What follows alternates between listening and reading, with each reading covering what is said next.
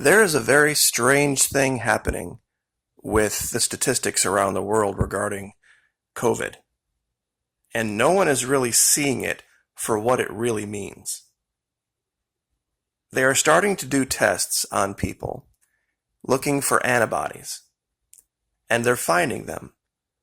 But the percentage of people that have the antibodies shows that the disease was present way before Wuhan, way before the outbreak there, which would then make you think that they've said, of course, it didn't come from the quote-unquote wet market.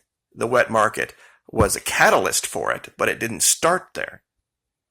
You would then have to ask yourself a question. If it was present here in the U.S., which is what they're saying, as early as December, where did it really come from? But there's even a bigger argument to be made. And I just wanted to show this because I want to make sure that we always talk about the right numbers. Coming up on 2 million out of 7 billion confirmed cases, the vast majority of which have recovered.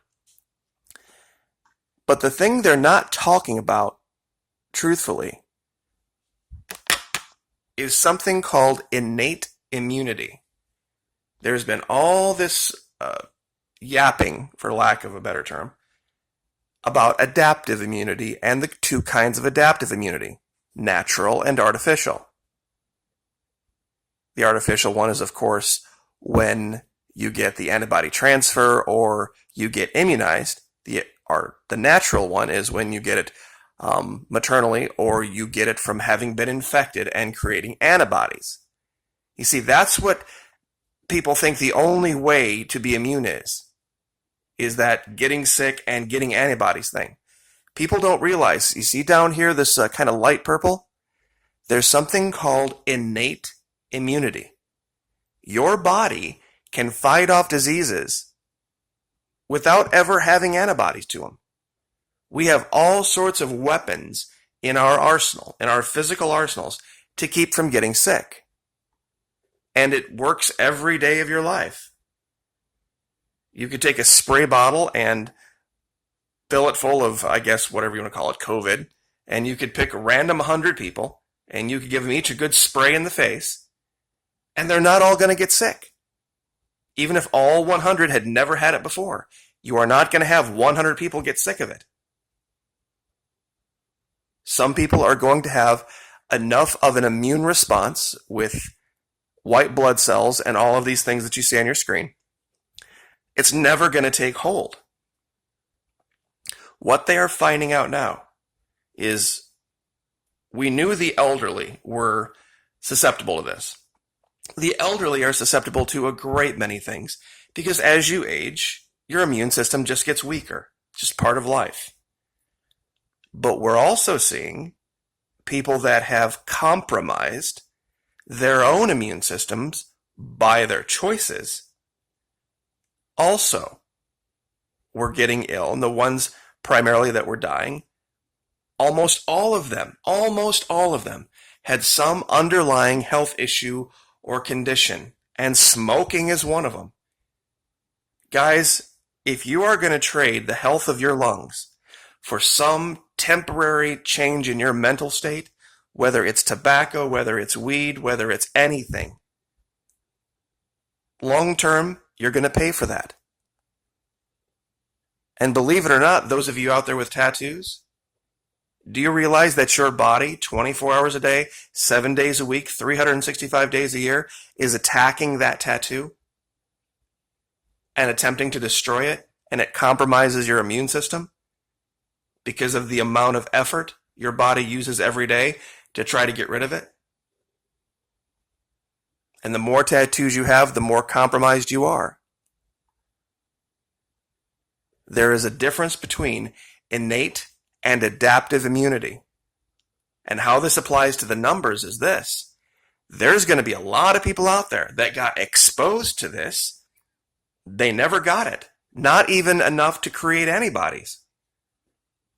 And they just beat it because they take care of themselves. They eat right. They exercise. They get plenty of sleep. They stay hydrated. They aren't drunks. They don't, I mean, all these different things that can put you in a compromised state is starting to show. It really is. Some people have tried to want to make it about race or make it about minorities or make it about poverty. And oh, by the way, now that I mentioned this whole war on things, those of you that have made the allegation that it is okay for the president to claim total authority because we have some make-believe war on something. Did that apply to Jimmy Carter's war on poverty? Did that apply to Ronald Reagan's war on drugs or George Bush's war on terror? At least with the war on terror, George Bush put out the Patriot Act and at least put it down that we had lost all of our liberty. But I don't remember Reagan or Carter saying that, well, since we're technically at war with drugs or poverty, I now have complete and total control and authority to tell the states what they should do because it's an emergency. A lot more people have died of poverty than have died of COVID. A lot more people have died of drugs than have died of COVID. So you could make that argument that it was this imminent threat. Still is. So that's a bunk argument about that we're at war or national declarations. People don't realize that the states created the federal government. They are there to serve us, not the other way around. But I don't want to get too distracted on this. But innate immunity, look it up. It's the primary function that gives us the ability to fend off just regular, everyday things that would make us sick. I could tell you a story about when I was a kid.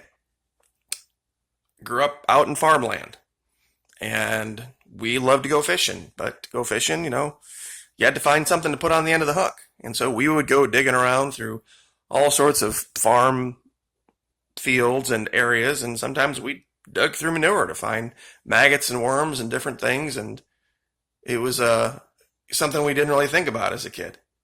Now you have to imagine what we had to have been exposed to, and we didn't have antibodies to. We were too young to have antibodies to them. And we had Amish neighbors, and they would get on the bus in the morning to go to school with us, and they smelled pretty ripe. And you would look at them, and they had what looked like manure under their fingernails because they'd been working all morning before school.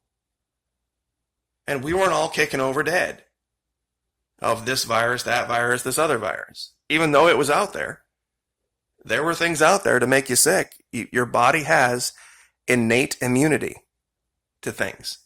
The ability to fight things off without even having to get what they call adaptive immunity, meaning that you got it, you got sick, now you have antibodies.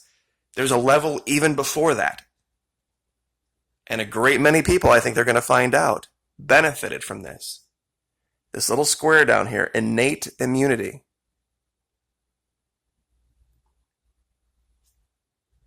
Now, one other thing that people aren't talking about, and it's very, honestly, it's a little creepy. Who remembers the song Stairway to Heaven? See, everybody's pointing to May 1 to get everybody back to work. Well, that's a holiday. It's May Day. Now, if you look up the history of May Day, that's another video for another day. Recently, it's been kind of co-opted by the workers' movement. The so-called evil, terrible, horrible socialists. And don't you think it's odd? Don't you think it's strange that that's going to be the day people, quote unquote, go back to work, and it's Workers' Movement Day?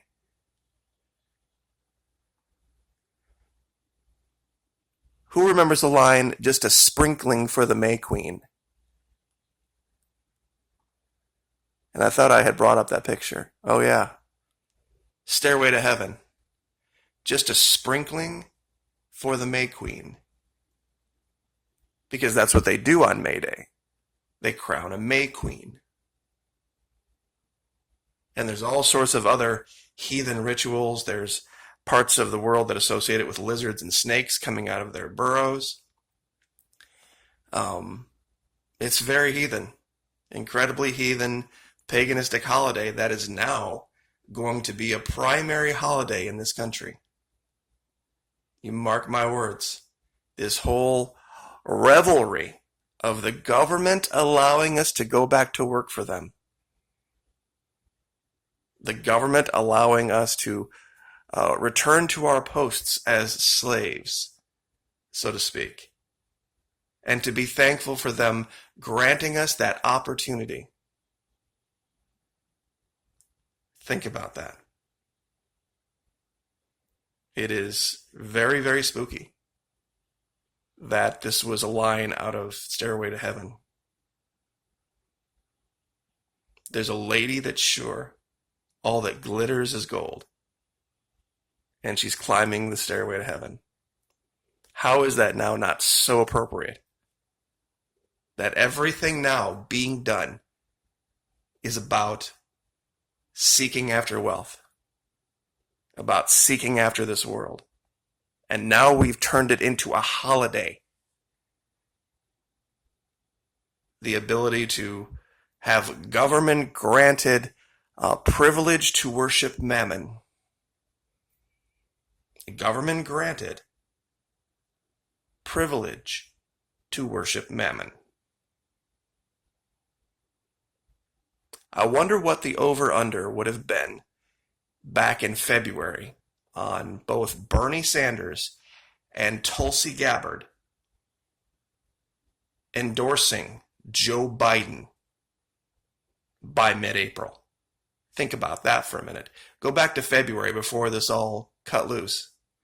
If I had done a video saying by mid-April, both Bernie Sanders and Tulsi Gabbard are going to endorse Joe Biden, I guarantee I would have laughed saying it because I wouldn't have even believed it myself. So, anyway, innate immunity, May Day. Those were the two things I wanted to cover. And our ability now to not see things that are right in front of us. Like, share, subscribe.